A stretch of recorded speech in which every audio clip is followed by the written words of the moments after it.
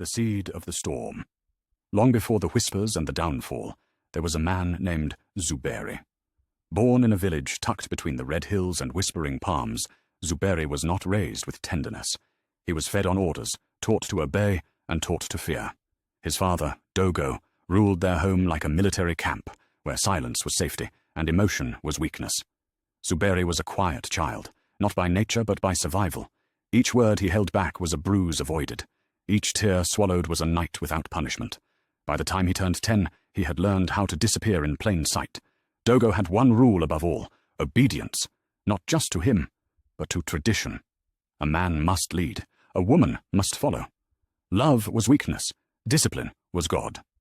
Zuberi heard these words so often they buried themselves in his bones.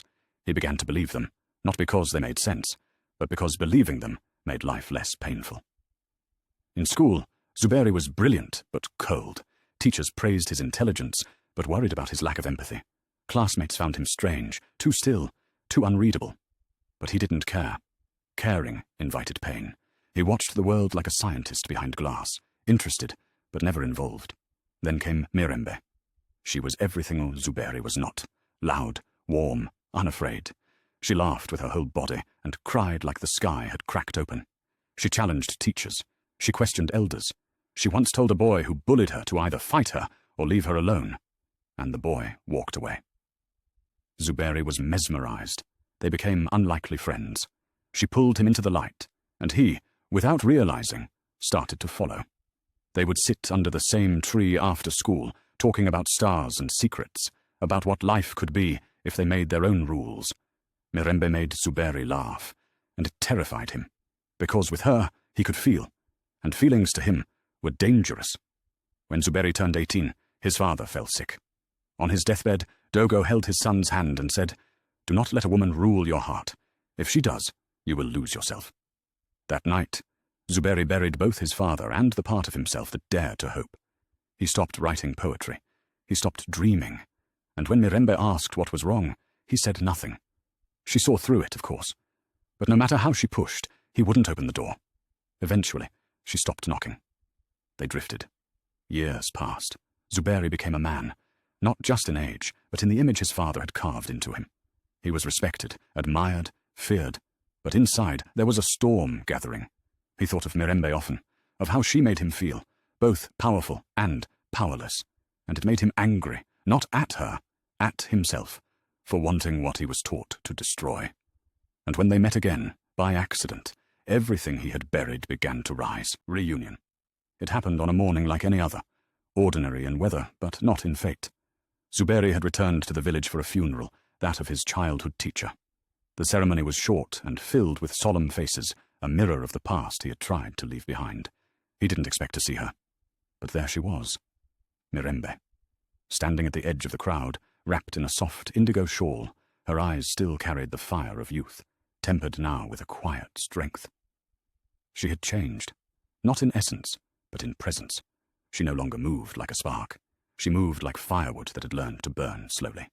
Their eyes met, and time stuttered. After the ceremony, she approached him first. "Zuberi," she said with a small smile, "you disappeared." He didn't know what to say. How do you explain years of silence in a single breath? "I became who I was told to be," he answered. She tilted her head, a sadness flickering in her gaze. And did that man find peace? He couldn't lie.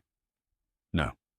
They walked through the old village paths, speaking in soft tones, like people afraid to wake the ghosts of their youth. She told him about her life, teaching children, caring for her mother, refusing marriage proposals that didn't make her heart stir. Zuberi listened, and with each word, the armor he had worn for years began to crack. When she laughed, it stirred something ancient inside him. When she touched his arm briefly to steady herself on a rock, he felt warmth he thought he'd buried. But with that warmth came fear, because he didn't know how to be loved, only how to control, only how to win. So he did what he had always done when things got too real. He left, without a goodbye, without a note, as if nothing had happened. But something had, and this time the silence didn't protect him. It haunted him, the cost of silence. Zuberi returned to the city with a hollow heart. The The skyline that once made him feel powerful now seemed to cage him. At night, his dreams were invaded by memories of Mirembe, her voice, her laugh, the way her fingers brushed his. He tried to bury it all under work, ambition, and fleeting pleasures, but nothing stuck. His colleagues noticed his change. The once composed and calculated man was now distracted, short-tempered, even reckless. When asked what was wrong, he would respond with silence, just like he had always done. But the silence no longer kept the demons out. It invited them in. One evening, Zuberi stood before the mirror, tying his tie for yet another diplomatic event. But his hands paused. The reflection looking back wasn't a man. It was a shadow of who he could have been. The suit, the power, the fear in others' eyes. None of it mattered if he couldn't look at himself without regret. He sat down and did something he hadn't done in years. He wrote. It started as a letter, to Mirembe. Words poured out of him. Guilt, longing, confusion. But the letter wasn't for her. It was for him. A confession, a confrontation, a tiny rebellion against the man his father had built. The next morning, he packed a small bag and boarded the earliest bus back to the village. He didn't have a plan. Just a hope. When he arrived, the village was drenched in golden light. Children ran barefoot on dusty paths. Elders sat under trees, sipping palm wine. And there, by the well, was Mirembe. He walked toward her. She looked up, surprised but not startled. "Back again?" she asked. "I never really left," he said. They stood in silence for a moment. "I owe you an apology," Zuberi said. Mirembe raised an eyebrow. "For which time?" He smiled, but it didn't reach his eyes. "For every time I chose fear over honesty." She didn't respond immediately. Instead, she studied him. "You've changed," she finally said. "But change means nothing if it's only words." "I know." "Then show me." Not with grand gestures, not with flowers or speeches, but with presence, with truth. And for the first time, Zuberi didn't run. He stayed. The days that followed were far from a fairy tale. There was no dramatic music, no grand declarations, just the slow, uneven rhythm of two people relearning each other. Mirembe didn't welcome Zuberi back with open arms. She welcomed him with baun. He started small, quiet gestures. He fetched water from the well every morning before she woke. He repaired the broken fence in front of her classroom. He helped the children with their reading lessons, even though some of them were wary at first. He, the stern man in the fine shirt with eye, Zuberi didn't try to win her back with words. He had learned that words, when used to manipulate, became poison.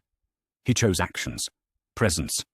He listened, not to reply, but to understand.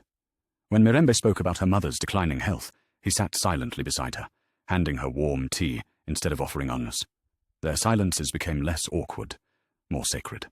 On some nights, they would sit on the porch, watching the stars rise over the hills, neither speaking. Sometimes that silence said more than any apology could. But Zuberi's transformation wasn't just in how he treated her. It was in how he began to treat the world. He joined the village cleanup committee, sweeping streets and rebuilding neglected wells. He volunteered to speak at the school, not just about careers or success, but about the danger of inherited silence, how men like his father taught boys to be hard, and the village watched him, at first with suspicion. Was this the same Zuberi who once scoffed at sentiment, who left without goodbyes, who thought presence was a burden? But over time, suspicion softened into curiosity. Then, slowly, into a kind. One afternoon, an elderly woman named Mama Ayo approached him while he was he. "I see your father in your face," she said gently. "But I see none of him in your spirit. That's a good thing." He smiled. The Compli Mirembe noticed the shift, too, but she didn't speak of it often. She watched him from a distance, measured his consistency, observed the way he no longer acted like a man seeking for one evening, as they shared roasted maize by a small fire. She looked at him and asked, "Do you ever?" Zuberi paused, then shook his head. "No, because the pain is what taught me how to be here." She nodded, not with agreement, but with understanding. Time continued to pass. Days into weeks, weeks into months. There was no official declaration of reconciliation between them. It unfolded like a dawn, gradually, beautifully, almost him. He never tried to reclaim the boy she once loved. He focused on becoming the man she deserved now. One late afternoon, as the sun dipped low, bathing the village in golden warmth, Mirembe and Zuberi were walking through the fields where they used to talk as teenagers. The breeze was gentle. The air smelled of ripe gushe hiei, That night he didn't sleep. He sat outside under the stars, remembering the boy he was, the father he feared. And he realized, in the months that followed, Zuberi remained.